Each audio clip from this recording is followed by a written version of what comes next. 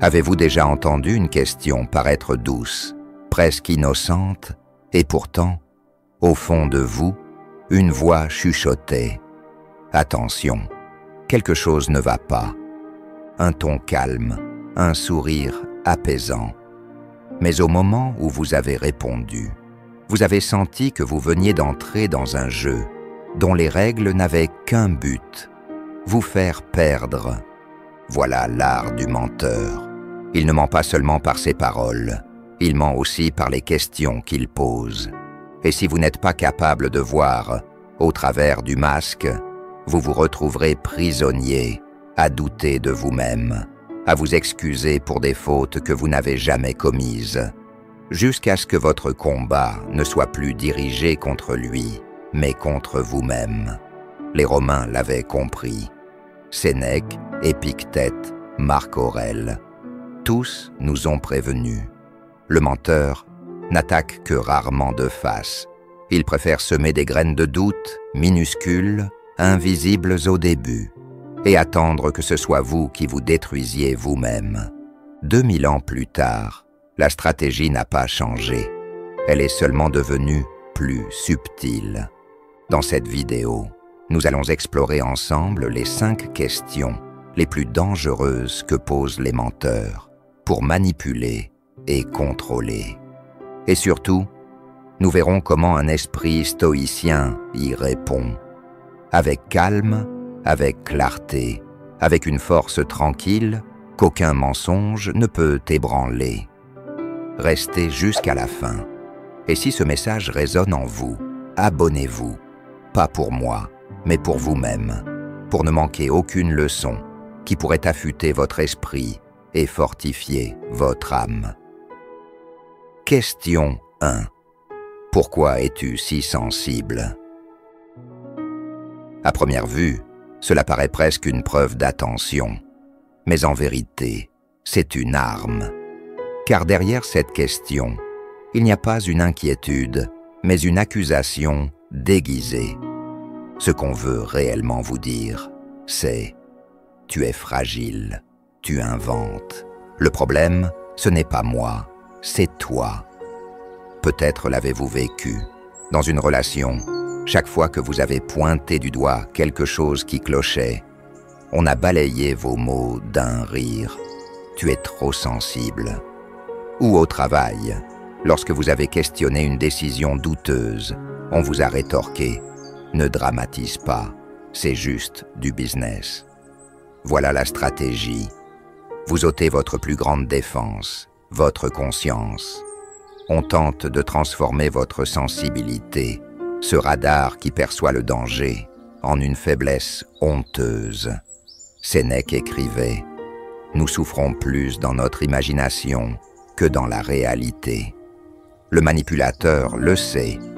Il sème dans votre esprit des doutes qui vous rongent jusqu'à ce que vous croyiez être le problème.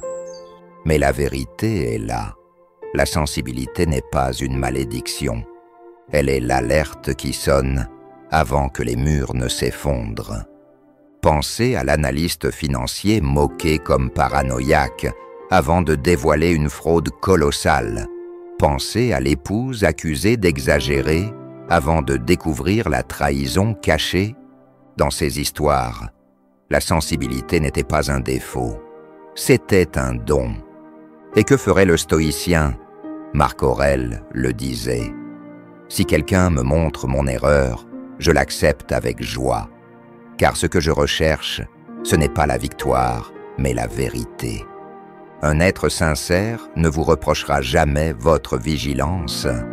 Seuls ceux qui cachent quelque chose la redoutent.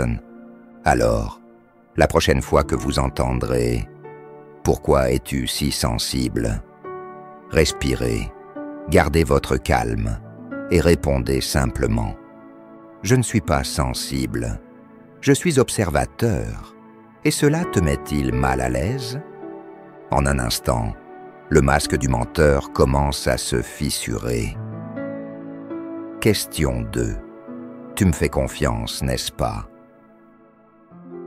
La question paraît tendre, presque naïve. Mais en réalité, ce n'est pas une demande, c'est un piège, car celui qui exige la confiance, au lieu de la mériter, a déjà dévoilé ses intentions. Un être digne de confiance n'a pas besoin de poser cette question. Ses actes parlent d'eux-mêmes jour après jour, dans la constance. Mais lorsqu'on vous fixe intensément en répétant « Tu me fais confiance, n'est-ce pas ?» Ce qui est vraiment dit, c'est « Ne pense pas, ne questionne pas, remets-moi les clés de ton esprit. » Épictète avertissait « Il est impossible d'apprendre ce que l'on croit déjà savoir. » Le menteur se sert de cette vérité. Il utilise cette question pour étouffer votre curiosité, pour vous faire croire que votre prudence est une trahison. Mais la prudence n'est pas la trahison. La prudence est sagesse. Souvenez-vous de ce partenaire d'affaires qui refuse de montrer ses comptes, mais insiste « Fais-moi confiance ». Ou de cet amoureux qui cache son téléphone, mais répète « Tu ne me fais pas confiance ». Ce n'est pas ainsi que naît la confiance. Ce n'est pas de l'amour, ni du respect. C'est une exigence de foi aveugle. Et la foi aveugle est le terrain fertile de la trahison. Le stoïcien, lui, ne réagit ni dans la panique, ni dans la défense. Il garde son calme, détaché. C'est la patheia, l'art de ne pas laisser l'émotion submerger la raison. Alors, face à cette phrase « Tu me fais confiance, n'est-ce pas ?» Inspirez profondément et répondez. La confiance se bâtit dans la constance. Me demandes-tu d'ignorer mon jugement? En une seule ligne, vous changez le cadre, et le menteur vacille. Question 3. Tu m'accuses de quelque chose? Celle-ci est subtile. Elle paraît simple, mais en vérité, c'est un bouclier, une ruse pour renverser le rôle et vous mettre sur le banc des accusés. Voici comment cela fonctionne. Vous exprimez une inquiétude. Vous remarquez que quelque chose ne colle pas. Vous posez une question. Et soudain, au lieu de réponse, vous recevez une contre-attaque. « Attends, tu m'accuses ?» Sans vous en rendre compte, vous n'êtes plus celui qui observe. Vous devenez celui qu'on soupçonne. Le projecteur quitte leur comportement pour s'abattre sur vous. Ce procédé vous pousse à vous justifier, à vous excuser, à balbutier. « Non, ce n'est pas ce que je voulais dire. » Et à cet instant précis, vous perdez votre pouvoir. Marc Aurèle écrivait « La meilleure réponse à la colère est le silence. » Mais le silence stoïcien n'est pas une reddition. C'est le refus de jouer le jeu sur le terrain de l'autre. Alors, que faire? Restez immobile, calme. Ne remplissez pas le silence. Gardez le contact des yeux. Attendez quelques secondes. Puis dites, doucement, « Devrais-je » 3 mots. Mais ces 3 mots suffisent à renvoyer la pression là où elle doit être. Un patron confronté à des comptes suspects réplique « Tu m'accuses de voler ?» Un conjoint interrogé sur son secret dit « Tu m'accuses de trahir ?» Le mécanisme est identique. Transformez votre recherche de vérité en attaque personnelle. Mais le stoïcien refuse d'être entraîné dans ce jeu. Il sait que la vérité ne tremble pas et que la sagesse n'a pas à s'excuser d'observer. Rappelez-vous, celui qui dit « tu m'accuses » révèle souvent plus qu'il ne le croit. Question 4. Est-ce que je te mentirai, moi? C'est du poison enveloppé de velours. La question paraît tendre, presque blessée, comme si le simple fait de douter était une insulte. Mais demandez-vous, pourquoi quelqu'un aurait-il besoin de poser une telle question, s'il n'avait pas déjà peur que vous soyez proche de la vérité? Est-ce que je te mentirai? n'est pas une recherche de sincérité. C'est du théâtre, une mise en scène qui vise à vous peindre comme cruel pour avoir osé douter. Ce n'est pas de l'honnêteté, c'est de la culpabilisation. Car si vous vous sentez coupable de douter, vous cesserez de poser des questions, vous éteindrez votre instinct et vous donnerez exactement ce qu'ils veulent, une confiance aveugle. Or, le stoïcisme nous rappelle, la vérité n'a jamais peur d'être examinée. Sénèque disait, « Si ce n'est pas vrai, ne le dis pas. Si ce n'est pas juste, ne le fais pas. » Un être intègre n'a pas besoin de vous convaincre qu'il est incapable de mentir. Ses actes parlent pour lui, jour après jour. Alors, comment répondre? Pas en vous empressant de rassurer, pas en niant votre doute, mais avec calme, avec lucidité. Ce n'est pas la bonne question. La vraie question est « Le saurais-je si tu mentais ?» À cet instant, vous rallumez la lumière, et dans la lumière, aucun masque ne tient. Question 5. On ne peut pas juste tourner la page. Voici la dernière carte du menteur, le coup du désespoir. Quand le déni échoue, quand les distractions échouent, il reste l'épuisement. On ne peut pas juste tourner la page. En surface, cela sonne comme une quête de paix. Mais en vérité, ce n'est pas la paix qu'on cherche, c'est l'évasion. Ce que cela signifie réellement, c'est « je ne veux pas de responsabilité, je ne veux pas affronter la vérité, je veux seulement que tu sois trop fatigué pour continuer. » Beaucoup de mensonges survivent ainsi, non parce qu'ils sont habiles, mais parce que ceux qui cherchent la vérité finissent par s'épuiser. Marc Aurèle écrivait « Si ce n'est pas juste, ne le fais pas. Si ce n'est pas vrai, ne le dis pas. » Remarquez, il n'ajoute pas « sauf si c'est gênant ». Pour le stoïcien, la vérité n'a pas de date de péremption.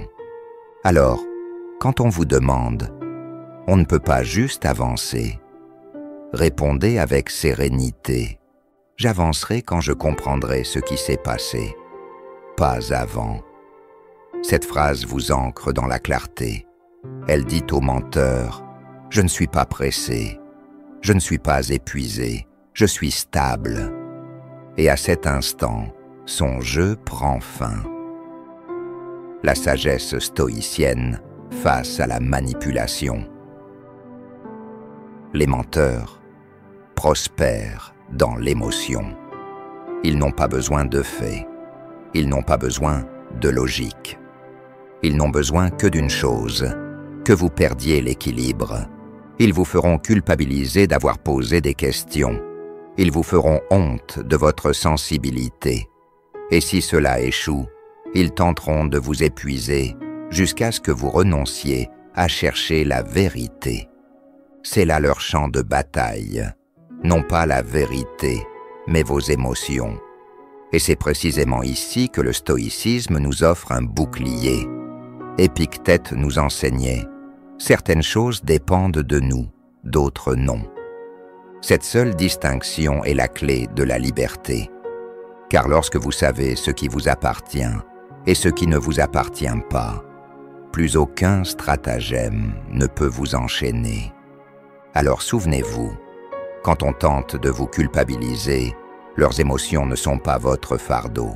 Quand on vous reproche votre sensibilité, souvenez-vous qu'elle est votre vigilance, non votre faiblesse. Quand on cherche à vous épuiser, rappelez-vous, le temps est neutre. La vérité n'expire jamais. Le stoïcien ne réagit pas au rythme du menteur. Il observe, il respira. Il choisit ses réponses avec précision, comme l'épée de la raison qui demeure stable au cœur de la tempête. Imaginez-vous debout sous l'orage. Le vent hurle, la pluie s'abat, le tonnerre éclate. Mais au-dedans de vous Rien ne vacille. Voilà l'esprit stoïcien. Calme quand tout s'agite, clair quand tout s'obscurcit. Car voici le secret que les manipulateurs n'imaginent jamais. Leur plus grande arme ne fonctionne que si vous leur donnez votre réaction. Refusez-la, et l'arme se brise dans leurs mains. Le stoïcien sait que le silence peut être une force, l'observation, un pouvoir, le détachement, une libération. Alors, la prochaine fois qu'on tentera de tordre votre perception, ne courez pas, ne paniquez pas. Demandez-vous simplement, est-ce sous mon contrôle ou en dehors? Et par cette seule question, vous retrouvez votre liberté. Conclusion. Vous connaissez maintenant les 5 questions que les menteurs utilisent pour manipuler. Chacune est un piège, mais vous n'êtes plus un pion. Vous êtes devenu le joueur. Le stoïcien n'a pas besoin de crier, il n'a pas besoin de se mettre en colère. Il reste immobile. Il fixe la vérité et il laisse le menteur se dévoiler de lui-même. Sénèque, Épictète, Marc Aurèle, tous savaient la même chose. Celui qui voit clair est redoutable, non parce qu'il est violent, mais parce qu'il est libre. Rappelez-vous, vous n'êtes pas cruel parce que vous avez des standards. Vous n'êtes pas dur parce que vous cherchez la vérité. Vous n'êtes pas faible parce que vous percevez la tromperie. Vous êtes éveillé. Et dans un monde d'ombre, les éveillés font peur. Alors, choisissez la clarté, choisissez la raison, marchez en stoïcien, calme, observateur, inébranlable. Si ce message résonne en vous, cliquez sur « J'aime », abonnez-vous à l'essence du stoïcisme et partagez cette vidéo avec ceux qui en ont besoin. Et dans les commentaires, écrivez simplement 3 mots. Je choisis la clarté.